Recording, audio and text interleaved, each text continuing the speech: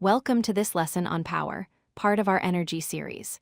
Power is a fundamental concept in physics that describes the rate of doing work. In simpler terms, it tells us how quickly energy is being transferred or transformed from one form to another.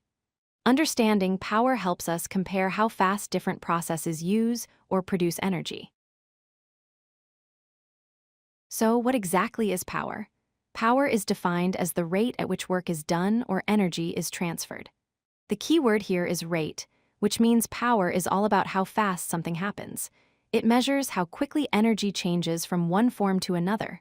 For example, when a motor lifts a weight, power tells us how fast that lifting happens.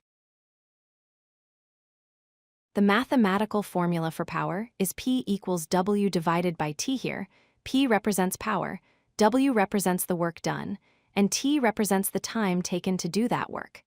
This formula shows us that power is simply the amount of work divided by the time it takes to complete that work. The more work you do in less time, the higher the power. We can also express power in terms of energy transfer. The formula becomes P equals E divided by T, where E represents energy transferred and T is time. This perspective emphasizes that power tells us how fast energy moves from one form to another. Whether we use work or energy in our calculation, the concept remains the same. Power is about the rate of energy transformation. The standard unit of power in the International System of Units is the watt, symbolized by the letter W. 1 watt is defined as 1 joule per second. This means that if a device has a power of 1 watt, it transfers or uses 1 joule of energy every single second. The watt is named after James Watt, the inventor who improved the steam engine. Let's look at some everyday examples to understand power better. A 60-watt light bulb uses 60 joules of energy every second.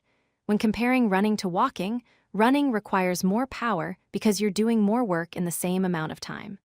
A car engine with high power can accelerate faster, and a motor with higher wattage can do more work per second than one with lower wattage. Here's a simple calculation to practice. A motor does 3,000 joules of work in 10 seconds. To calculate the power, we use the formula P equals W divided by T. Substituting our values, we get P equals 3,000 joules divided by 10 seconds. This gives us a power of 300 watts, so the motor operates at 300 watts.